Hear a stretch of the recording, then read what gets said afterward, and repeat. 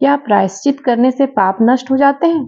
क्या जाने अनजाने में या किसी मजबूरी में किसी से पाप कर्म हो जाए, उसका प्रायश्चित करने से पाप छीन हो जाते हैं? हमारे ऋषि मुनियों एवं शास्त्रों का कहना है कि प्रायश्चित अगर सच्चे मन से किया जाए तो ईश्वर हमें माफ कर देते हैं। भगवान बहुत दयालु हैं, क्षमा के सागर हैं। अगर बच्चे से कोई गलती हो जाए और वह आगे आकर अपनी गलती के लिए सॉरी बोले, सच में सॉरी फील करे, तो क्या माँ उसे थप्पड़ लगाती है या उसके माथे पर हाथ रख कहती है, चलो बेटा आगे से यह गलती नहीं करना? उसी तरह वह ऊपर वाला हम सबके माता पिता हैं, और जब हम सच्चे मन से उनसे क्षमा मांगते हैं, अपनी गलतियों के लिए पश्चाताप करते हैं, तो हमारे पाप नष्ट हो जाते हैं। इसी संदर्भ में एक कथा है कि एक कस्बे में एक महात्मा रहते थे और उसी कस्बे में एक वेश्या रहती थी। महात्मा जी अपना कार्य करते थे और वह वेश्या अपना कार्य करती थी। अर्थात महात्मा जी लोगों को अच्छी शिक्षा देते थे, ज्ञान का उपदेश देते थे, अच्छे मार्ग पर चलने का, लोगों में अहिंसा और अच्छी बातों का प्रवचन करते थे, जबकि वेश्या अपने धंधे में लिप्त रहती थी। मोहल्ले के लोग वेश्या को बड़ी घृणा की दृष्टि से देखते थे। वह वेश्या भी मन ही मन सोचती थी, मैं कितना घृणित काम करती हूँ। कभी भी मैंने ईश्वर की आराधना, व्रत उपवास, पूजा पाठ नहीं किए। भगवान जी आप मुझे माफ करना। ऐसा सोचते ही उसकी आंखों में पश्चाताप के आंसू आ जाते।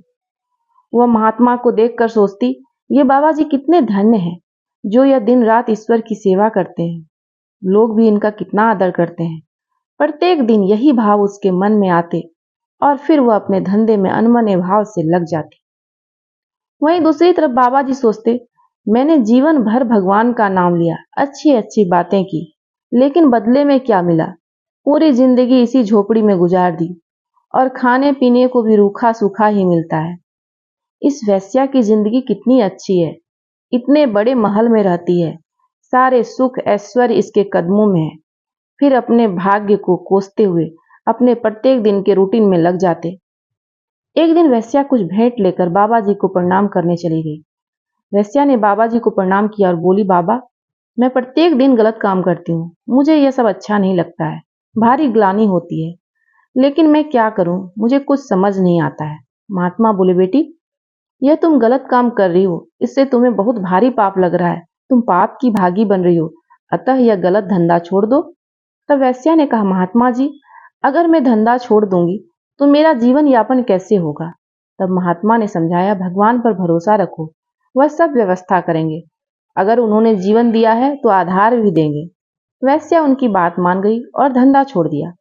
वह दिन रात अपने कर्मों का प्रायश्चित करते हुए, अपनी कमाई की रकम से भगवान का नाम लेते हुए दीन दुखियों का मदद कर अपना समय गुजारने लगी। कुछ दिन में ही उसकी सारी जमा पूंजी समाप्त हो गई। उसने मेहनत मजदूरी करने की ठानी, लेकिन उसे किसी ने काम नहीं दिया। उस दिन वह भूखी ही सो गई। फिर एक दिन बीता, 2 दिन बीता और एक दिन भूख की वजह से उसकी जान चली गई। संयोग ऐसा हुआ कि उसी दिन महात्मा जी का भी देहांत हो गया। दोनों आत्मा यमराज के दरबार में उपस्थित हुई।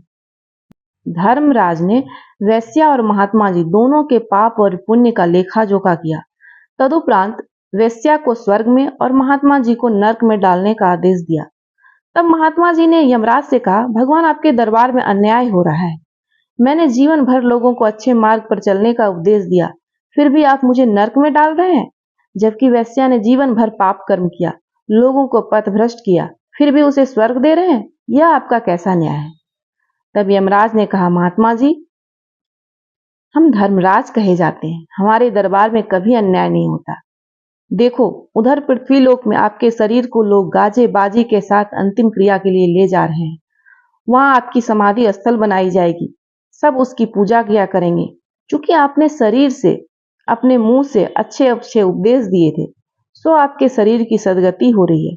किंतु आपके मन में परमात्मा के प्रति वास्तविक प्रेम नहीं था, बल्कि आपके मन में नाम कमाने की, चारों ओर प्रसिद्ध होने की लालसा थी। आत्मा से आपने कभी परमात्मा का सुमिरन नहीं किया, इसलिए यहाँ नरक में डाले जा रहे हो। उधर दूसरी तरफ वेश्या को देखो, उसने शरीर से पाप किया था। देखो महात्मा जी, उसके शरीर को लोग घसीट कर नाले में फेंक रहे हैं। उसके शरीर को चील कौवे खाएंगे, कीड़े पड़ेंगे। लेकिन उसके मन में अपने कर्मों के प्रति सच्ची ग्लानि थी। वह मन ही मन भगवान को याद किया करती थी, उनसे क्षमा मांगती थी। प्रायश्चित करते हुए उसने अपने शरीर का त्याग किया था। सच्चे मन से भगवान की मूर्ति के सामने बैठकर अपने पापों का प्रायश्चित करती थी। अतः उसकी आत्मा को स्वर्ग प्राप्त हो रहा है। मात्र भक्ति का दिखावा करने से भगवान नहीं मिलते हैं। भगवान तुम्हारे व्रत उपवास से प्रसन्न नहीं होते, वह तुम्हारे भाव के भूखे होते हैं। वैश्या ने सच्चे मन से प्रायश्चित किया था, इसलिए उसके सभी पाप धुल गए।